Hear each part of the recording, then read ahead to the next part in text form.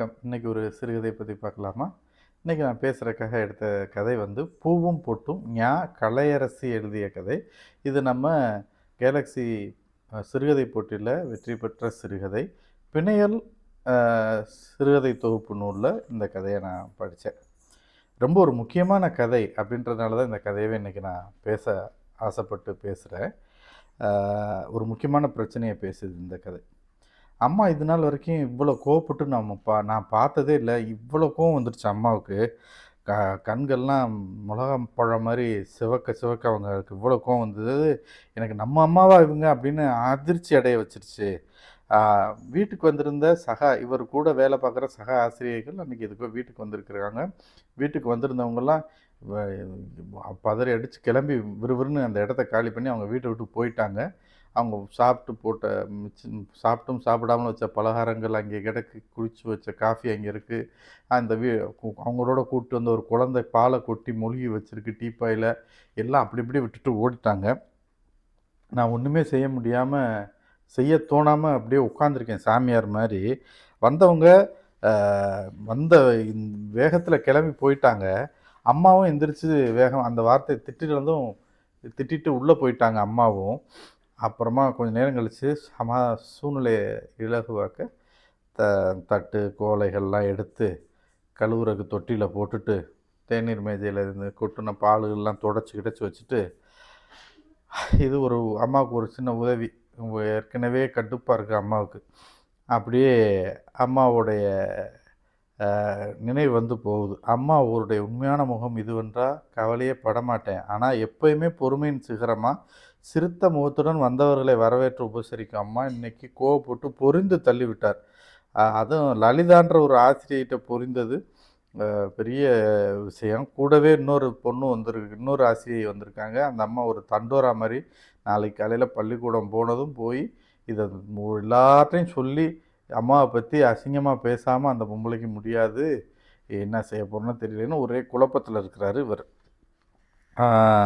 இது என்ன ஆச்சுன்னா, அப்பா காணாமல் போனதுலேருந்து அம்மா அப்படி இந்த அளவுக்கு மன இறுக்கமாயிட்டாங்க. அப்பா ஏன் காணாமல் போயிட்டார் அப்படின்னா, 5 வருஷம் ஆச்சு அப்பா காணா போய்.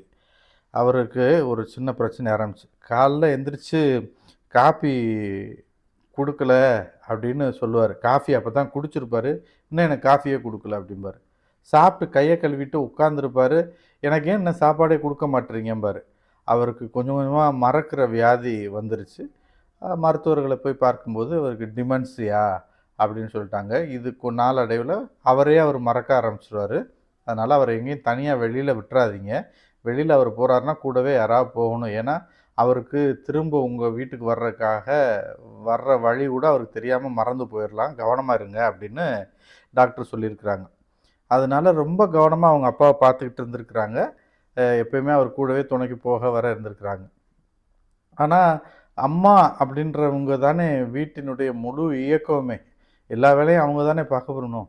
ஒரு நாள் காலையில் பையன் பள்ளிக்கூடம் அனுப்புறது, காலேஜ் அனுப்புறது, இந்த வேலைகளை பார்த்துக்கிட்டே இருக்கும்போது இவர் காலையில் அவங்க அப்பாவுக்கு எப்பயுமே வெளியில் கொஞ்சம் நேரம் நடந்துட்டு வரணும். அவர் வெளில நடக்க போய் வேணான்ட்டு இருக்காங்க. இருந்தாலும் அவர் நடந்துட்டு வந்தால் தான் அவர் ஒரு பிடிவாதம் பிடிச்சவர். பிடிச்ச பிடியிலே நிற்கிறாள். நடந்துட்டு வர்றேன் அப்படின்னதும் சரின்ட்டு இவங்க விட்டுடுறாங்க. என்ன ஒரு தைரியம்னா, அவருடைய குடியில் காயப்பட்டிருக்க எல்லா சட்டையிலையுமே வீட்டுடைய முகவரி எழுதி வச்சுருக்கிறாங்க. அப்போ இவர் எங்கேயாவது போய் இதானாலும் அவங்க முகவரிக்கு யாராவது கொண்டாந்து விட்டுருவாங்கன்ற நம்பிக்கையில் விட்டாங்க. கொஞ்சம் நேரம் கழிச்சு தான் அவர் வீடு திரும்பலைன்றத உணரும்போது அவரை தேடி பார்க்குறாங்க. கிடைக்கல. கொடியில் போட்டிருந்த சட்டையை அவர் போட்டு போகல. பீரோலேருந்து ஒரு புது சட்டையை எடுத்து போட்டு போயிருக்காரு. அதோடு போனவர் தான். 5 ஆண்டுகள் ஆகிவிட்டன. இப்போ வரைக்கும் அவரை கண்டுபிடிக்கவே முடியலை. எங்கே இருக்கார் அப்படின்னு தெரியலை. எங்கெங்கேயோ தேடி பார்த்துட்டாங்க. ஊர் சுற்றி 10 கிராமங்கள், சொந்தக்காரர்கள் எல்லாத்துட்டையும் கேட்டாச்சு. ஒன்றும் கிடைக்கல. புகார் காவல் நிலையத்தில் கொடுத்தாச்சு. ஒன்றும் கிடைக்கல. ஒரு கட்டத்தில் அப்பா எங்கேயாவது செத்து போய் கிடச்சா கூட பரவாயில்ல. அவர் கஷ்டப்படாமல் ஏதோ போய் சேர்ந்துட்டாருன்னாத நம்ம எடுத்து அடக்கம் பண்ணிடலான்ற மனநிலை கூட வந்துச்சு. அப்படியும் அவரை எதுவுமே கிடைக்கல. அவரே கிடைக்கல. அவரை பற்றி எந்த தகவலும் கிடைக்கல. இதனால் அம்மா உறக்கம் வராமல் பல நாட்கள் நடுரவில் முழித்து உட்கார்ந்துருப்பதையும் நான் பார்த்துருக்குறேன். ஆனால் என்ன காரணத்தினாலோ அவங்க பொட்டு வைப்பதை பூ வைக்கிறத நிறுத்தவே இல்லை. இந்த இடத்துல தான் கதையே தொடங்குது. பொட்டு வைக்கிறதையும் பூ வைக்கிறதையும் ஏன் நிறுத்தணும்? ஆனால் இந்த சமூகம்னாலும் அதுலேயும் குறிப்பிட்டு சொல்லணும்னா பெண்கள், அவங்களுக்கு என்னதான் ஒரு எரிச்சலோ, இந்த இதில் ஒரு ஒரு பெண் இப்படி இருக்கிறான்றப்போ, ஆறுதல் சொல்லலைனாலும் பரவாயில்ல. இந்த குத்தி பேசுறது, ஜாட பேசுறது, அக்கம் பக்கத்தில் இருக்கிறவங்களுடைய இந்த கெட்ட எண்ணம், வன்மம், ஒரு வினயமான பேச்சுகளில் இந்த மாதிரி பாதிக்கப்பட்ட பெண்கள் மேலும் மன உளைச்சலுக்கு ஆளாயிருவாங்க. அவங்க என்ன சொல்லிடுறாங்க, இத்தனை வருஷமா காணா போன மனுஷன் இன்னமும் உயிரோடு இருப்பார், இன்னமும் பூவும் போட்டும் வச்சுக்கிட்டு திரியிறா, இன்னமும் சுமங்கலை மாதிரி பூ வச்சுக்கிட்டு திரியிறா அப்படின்னு பேசுறது, சாட பேசுறது, இப்படி பேசி சிலர் காதில் படுறபடியாகவே பேசுறது. இதில் அந்த அம்மா ரொம்ப மன உளைச்சலில் இருந்தாங்க. கூடவே வீட்டில் வேலை செய்கிற பெண்ணும் வெளில வந்து அம்மா உங்களை இதை சொன்னாங்க அதை சொன்னாங்கன்னு கொஞ்சம் இட்டுக்கட்டி வேற சேர்த்து சொல்லி ரொம்ப மன உளைச்சலாகி வெறுப்பேற்றிக்கிட்டு இருப்பாங்க. இது நாளாக நாளாக அம்மா கொஞ்சம் கொஞ்சமாக மனதளவில் பாதிக்கப்படுறது தெரிஞ்சு, நான் பூவும் போட்டும் வைக்கிறதுல இவளுக்கு என்ன நஷ்டம், ஏன் தம்பி நான் இப்படி இருக்கிறத பற்றி நீ என்ன நினைக்கிற அப்படின்னு அம்மா அப்பா போன சில நாளில் திடீர்னு அம்மா என்னை கேட்டாங்க. இது ரொம்ப எவ்வளோ வலியாக இருந்திருக்கும். நான் பூவும் போட்டு வைக்கிறதுல இவளுகளுக்கு என்ன, இந்த சமூகத்துக்கு என்ன, இந்த பூவும் போட்டும் ஒரு பொம்பளை வச்சுருந்தா இவங்களுக்கு என்ன, அம்மா என்கிட்ட கேட்குது. அம்மா யார் என்ன சொன்னால் என்னம்மா, அதை வாங்கி ஒரு காதில் வாங்கி இன்னொரு காதில் விடுங்கம்மா, இவங்களை இப்படி பார்க்குறதா எனக்கு மகிழ்ச்சி, நீங்கள் என்றைக்கும் இதே மாதிரி மகாலட்சுமி மாதிரி சிரிச்ச மூஞ்சோட பளிச்சுன்னு இருக்கிறது தான் என்னோட ஆசை அப்படின்னு சொல்கிறாரு. இது போதும்பா, மற்றவங்கள பற்றி எனக்கு கவலை இல்லைன்னு அம்மா முழு திருப்தியோடு இருக்கிறாங்க. ஆனால் அடுத்த கட்ட தாக்குதலை இந்த சமூகம் எப்படி நடத்தும்னா, ஒரு நல்லது கெட்டது கூப்பிட மாட்டாங்க, கூப்பிட்டாலும் முன்னாடி நிற்க வைக்க மாட்டாங்க. ஒரு விசேஷத்தில் ஒரு சாஸ்திரமோ ஒரு சடங்கோ ஒரு நலுங்கோ ஏதோ வைக்கணும்னா இவங்களை கூப்பிட்டு செய்ய விட மாட்டாங்க. வயசில் பெரியவங்க நீங்கள் தான் முன்னாடி வந்து விசேஷத்தில் எல்லாம் நின்று செஞ்சு தரணும்னு வற்புறுத்தி இதுக்கு முன்னாடி அழைத்த உறவுகளெல்லாம் இப்போ அம்மாவை சட்டை செஞ்சு கூப்பிட்றதே இல்லை. அப்படியே கூப்பிட்டாலும் பழைய மாதிரி போகிற இடத்துல அவரை கொண்டாடுவதும் இல்லை. சுபகாரியத்துக்கு அம்மா இதுலேருந்தே போகிறத தவிர்த்துட்டாங்க. இதில் வீட்டுக்குள்ளேயே தனிமையில் மூழ்கி இருக்கிறப்ப மன அழுத்தம் கூடும். இந்த பேச்சு, இந்த சமூகம் பேசுகிற இந்த கேலி, கிண்டல், அவமானம் இதில் ரொம்ப மன அழுத்தம் ஆகிட்டே இருக்குது. இதுலேருந்து அம்மாவை எப்படி உற்சாகப்படுத்தணும் அப்படின்றது தெரியவே இல்லை. இப்படி இருக்கிற அம்மாவை இன்னைக்கு யதார்த்தமாக நம்ம வீட்டுக்கு வந்தால் கூட வேலை செய்கிற இந்த பெண்கள், இந்த ஆசிரியைகளில் ஒரு ஆசிரியை இந்த லலிதா கேட்ட குத்தலான கேள்வி இந்த அளவுக்கு பதற விட்டுருச்சு. அப்படி என்ன கேட்டாங்கன்னா, பொதுவாக நம்ம வீடுகளுக்கு வந்தாங்கன்னா வீட்டில் இருந்து சரின்னு கிளம்பி போகும்போது வந்ததும் வாங்கன்னு தண்ணி கொடுப்போம் குடிக்கிறதுக்கு. சரி, வீட்டிலேருந்து கிளம்பி போகும்போது பெண்களுக்கு, திருமணமான பெண்களுக்கு குங்குமத்தை கொடுக்குற வழக்கம் நிறையா வீடுகளில் உண்டு. எடுத்து குங்குமம் கொடுப்பாங்க. சின்ன குழந்தைங்கன்னா பூசி விடுவாங்க, துணூறு பூசி விடுவாங்க. பெரியவங்களுக்கு குங்குமம் கொடுக்குற வழக்கம் உண்டு. அப்படி கொடுக்கும்போது அந்த டீச்சர் ஒரு வார்த்தை சொல்லிடுவாங்க. அதில் தான் இந்த அம்மா கோவப்பட்டு கத்தி திட்டுனது. ஏன்பா வர்றவங்களுக்கு குங்குமம் கொடுக்க கூட எனக்கு அருகதை இல்லையாப்பா அப்படின்னு அம்மா கேட்குறாங்க இந்த பையனை. அம்மா அந்த விஷயத்தை அடியோடு மறந்துடுங்கம்மா, நீங்கள் எப்பயும் போல இருங்க, இனிமேல் அதை பற்றி பேச வேணாம் அப்படின்னதும், இந்த சமூகத்தில் புருஷன்னு ஒருத்தர் இருந்தால் தான் அந்த பெண்ணுக்கு மதிப்பு மரியாதைம்மா, அவளுக்குன்னு எந்த அடையாளமுமே இல்லையா அப்படின்னு அம்மா அந்த கேள்வியை கேட்டுட்டு மோட்டு வலையை விரிச்சபடி பார்த்துக்கிட்டு அப்படியே உட்காந்துருக்குறாங்க. அந்த கேள்வி முடிந்த பிறகு அவங்க முகத்தில் வேதனையும் வலியும் விரக்தியும் அப்படியே தெரியுது. இப்போ அம்மாவுடைய இந்த கேள்விக்கு அப்புறம் அம்மா அமைதியாக இருக்கிறப்ப இன்னும் அம்மாவை கொஞ்சம் உரையாட விட்டால் அவங்க மனசில் இருக்க அழுத்தம் குறையுன்றதுனால இவர் அந்த உரையாடலை நீட்டிக்கிறார். ஏமா இல்லை, ஒவ்வொருத்தருக்கும் தனிப்பட்ட அடையாளம் நிச்சயமாக இருக்குது. துரதிருஷ்டவசமாக ஒரு பெண்ணுக்கு எவ்வளோ திறமை இருந்தாலும் அதை வெளிப்படுத்த வாய்ப்பே கிடைக்கிறதில்ல. அவளுக்கான வெளி சுத்தமாக கிடைக்கிறதில்ல. கணவனுக்கு பணிவிடை செய்கிறதுலையும், பிள்ளை பிறந்துட்டா பிள்ளைகளை பார்த்து வளர்த்து ஆளாக்குறதுலையுமே அந்த அடுப்படியும் இந்த வீட்டுக்குள்ளேயே அந்த பெண்ணோட வாழ்க்கை முடிஞ்சிடுது. அப்படியே எல்லாத்தையும் சமாளித்து சாதிக்க நினச்சாலும் குடும்பத்தில் இருக்கவங்க ஒத்துழைப்பு கொடுக்குறதில்ல அப்படின்னதும் அப்படி இந்த பையன் பேச்ச கொடுக்குறாரு. இந்த குடும்பத்துக்காக நீங்கள் இத்தனை வருஷம் உழைச்சி கொட்டினீங்க, அப்பா இருந்த வரைக்கும் அவர் உங்களை பாடாப்படுத்தினார், ஆனாலும் ஒரு குறை இல்லாமல் அவரை பார்த்துக்கிட்டீங்க அப்படின்னதும் அந்த அம்மா வருது. இல்லைடா நான் சரியாக பார்க்கல, கடைசியில் கோட்டை விட்டனே, அன்னைக்கு நான் கை வேலை இருக்குன்னு நினச்சி வீட்டில் இல்லாமல் அவர் கூட போயிருக்கணும், போயிருந்தால் அவர் தொலைஞ்சு போயிருக்க மாட்டார், இன்றைக்கி இவ்வளோ பேச்சு வந்திருக்காதுன்னு அந்த அம்மா ஒரு குற்ற உணர்ச்சியோடு பேசுது. அது நடந்து முடிஞ்சிருச்சுமா, அதை இப்போ பேசி நம்மளால் ஒன்றும் செய்ய முடியாது. இப்போ கேன்சர் நோயே வந்தாலும் வலி முத்துறப்ப தான் நமக்கு தெரியும். அதுக்காண்டி முன்னாடியே நம்ம கண்டுபிடிக்கிறோமா? அதனால தான் 40 வயசுக்கு மேல எல்லாரையும் மெடிக்கல் செக்கப் பண்ண சொல்றாங்க. ஆனா செய்யாம விட்டோம்னு எத்தன பேர் புலம்பிக்கிட்டு இருக்கிறாங்க. அது மாரி தாம்மா இதுவும்னு இவரு அந்த அம்மாவ ஆறுதல் பண்ணிக்கிட்டே இருக்கிறாரு. ஆனா ஒரு ஆம்பளைய கண்கொத்தி மாரி கண்கொத்தி பாம்பு மாரி பார்த்துக்கிட்டே இருக்க முடியுமா? கண்காணிச்சுக்கிட்டே என்ன செய்றாரு? ஏது செய்றாரு? இது நம்ம கை மீறி நடந்த விஷயம்மா விடுங்கம்மா அப்டின்னதும், சரி விடுங்கம்மா. இனிமே அ உங்களுக்கு என்ன பிடிக்கும்னு இதுவரைக்கும் யாரும் கேட்டதே இல்ல. சின்ன வயசுல நீங்க என்னென்னமோ செய்யணும்னு ஆசைப்பட்டுருப்பீங்க. நிறைவேறாத ஆசைன்னு ஏதாவது இருக்கும் இல்லையாம்மா? அதெல்லாம் ஒவ்வொன்னா செய்ய ஆரம்பிங்க அப்படின்னு இந்த பையன் சொல்றாரு. உங்களுக்குன்னு ஒரு அடையாளத்த உருவாக்குங்க.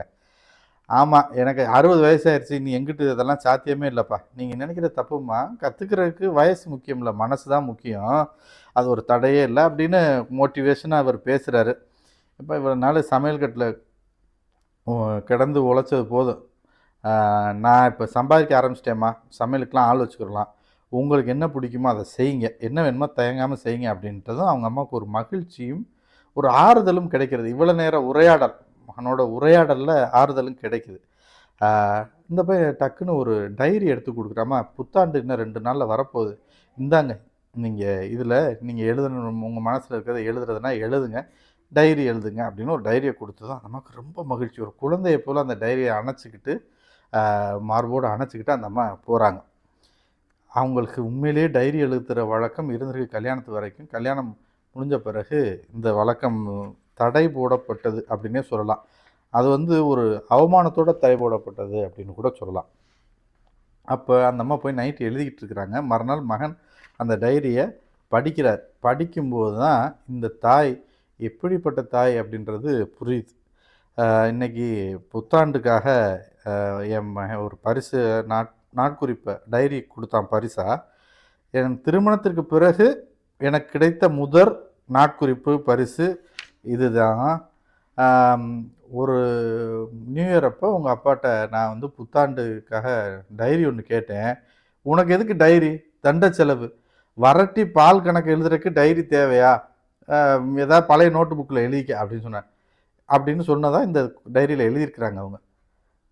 இவ்வளவுதான் ஒரு ஆணுடைய சிந்தனை. பொம்பளைக்கு என்னத்துக்கு டைரி? அவரு இதுதானே எழுதப் போறா அப்படின்ற சிந்தனையில தான் அந்த ஆண் அந்த பெண்ணையே பார்க்குறான்.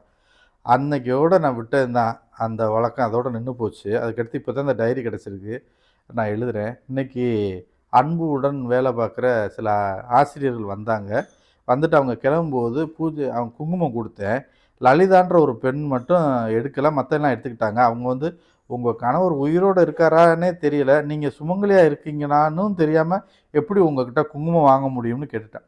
ஒரு ஆசிரியை இந்த கேள்விய கேட்டுட்டான்றப்போ, இவ்வளவு நாள் சுற்றம், பக்கத்து வீடு, அண்டை வீடு, வேலைக்கார பெண் சொன்ன எல்லாரும் சொல்லி சொல்லி மன அழுத்தத்தில இருந்த இந்த அம்மா அன்னைக்கு பொங்கிடுறாங்க.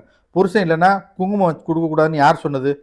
பொட்டும் பூவும் நான் பிறந்ததுலேருந்தே தான் வச்சுக்கிட்டு இருக்கேன். தாலி மட்டும் தான் அவர் கட்டினாரு. ஆ, இஷ்டம்னா குங்குமம் எடுத்துக்க, இல்லைன்னா இதுக்கு நீ கிளம்பி போ வாய மூடிட்டுன்னு கண்டபடி திட்டிடுறாங்க.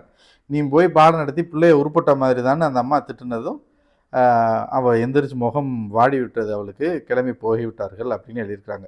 இப்போலாம் எனக்கு அளவுக்கு அதிகமா கோவம் வருது. கோவத்தில என்ன பேசுறதுன்னு தெரியாம வார்த்தைய கொட்டிர்றேன். அப்புறம் ஏன் அப்படி செஞ்சோம்னு வருத்தப்படுறேன். இந்த புத்தாண்டில் என் கோபத்தை குறைக்க வேண்டும் அப்படின்னு எழுதுறாங்க. அடுத்து இந்த அப்பா அன்புவோடைய அப்பா காணாம போய் 5 ஆண்டுகள் ஆச்சு. அழைப்பு மணி அடிக்கும்போதெல்லாம் அவர் தான் வந்துட்டாரோன்னு போய் போய் பார்க்குறேன். அவர் வருவதற்கான வாய்ப்பு ரொம்ப குறைவா இருக்கு. மணமான புதுசுல நான் ஏற்கனவே எழுதி வச்சிருந்த ஒரு கவிதைய போய் அவர்ட்ட காமிச்சேன். இந்த இடம் ரொம்ப முக்கியமான இடம். பொதுவாவே இந்த பழக்கம் ஒண்ணு இந்த சினிமாக்கள்லயும் சரி, இதுலயும் சரி, மனைவியை வச்சு காமெடி பண்ற ஒரு வழக்கம் உண்டு. என் பொண்டாட்டி இப்படி, என் பொண்டாட்டி இப்படின்னு நகைச்சுவையா பண்ணிட்டு இருப்பாங்க. அது இன்னொரு மட்டம் தட்டும் குணம் இருக்கும். ஒரு முட்டாள் போலவே ஒரு மட்டம் தட்டிக்கிட்டே இருப்பாங்க. தன் மனைவிய. அது அத பொது வெளியில எல்லார் முன்னாடியும் சொல்றப்ப அவங்க வெட்கப்படுறதே இல்ல. என் மனைவிக்கு தெரியாது. என் மனைவி அறிவற்றவள்ன்றத பல விதமா இவங்க சொல்லி, அவள மட்டம் தட்டுறத, பொது வழியில செய்றத வெட்கமே இல்லாம செய்வாங்க ஆண்கள். அத வந்து இந்த இடத்துல இதெல்லாம் அவங்க டைரி ஒரு கவிதை எழுதி, இது நான் கல்யாணத்துக்கு முன்னாடி எழுதுனதுங்கன்னு அவங்க கணவர்ட்ட காட்டியிருக்கிறாங்க இந்த அம்மா. இதெல்லாம் கவிதைன்னு என்கிட்ட காட்டுன மாரி யார்ட்டயும் காட்டிறாத. அதுக்கப்புறம் அவன் அவன் கவிதைனாலே அலறிட்டு ஓட ஆரம்பிச்சுடுவான். பாவம் கவிஞர்கள் பிழைச்சு போகட்டும் அப்படின்னு சொல்லி சிரிச்சிருக்கிறாரு. ஆசாசியா அது எனக்குள்ள துளிர் விட்டு கிளைபிறப்ப எத்தனை திறந்த கவிதை செடியின் நுனியில் கொல்லி வைத்து தீத்தேன் அப்படின்னு எழுதியிருக்கிறாங்க. அந்த கவிதை எனக்கு ஞாபகம் வருதுன்னா, அந்த கவிதை எழுதியிருக்கிறாங்க. அந்த கவிதைக்கும் இன்றைய காலத்துக்கும் அவ்வளோ பொருத்தம். 10 மாதம் சுமந்து பெற்று 16 கும்பிட்டு தொட்டிலில் இட்டு அம்மா வைத்து அழகு பார்த்த பொட்டையும் பூவையும் புருஷன் போன கையோடு பறித்தென்னை மூலியாக்க உரிமை இல்லை யாருக்கும். 3 முடிச்சு போட்டு கழுத்தில் சுற்றி இறுக்கிய மூக்கணாங்கயிறு மட்டும் கணவனுடனே போகட்டும்.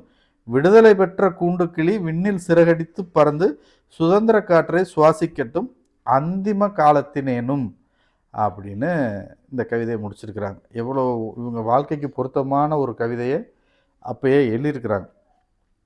திருமணமான பிறகு அந்த கணவர் பாசிட்டு கிண்டல் அடித்த கவிதை இதுதான் அப்படின்னு அந்த கவிதை முடிகிறது. இதை படித்த இந்த மகன் அம்மா எழுதுறேன் இப்படிலாம் அம்மாவால் எழுத முடியுமான்னு வாய் பிளந்து நிற்கிறாரு.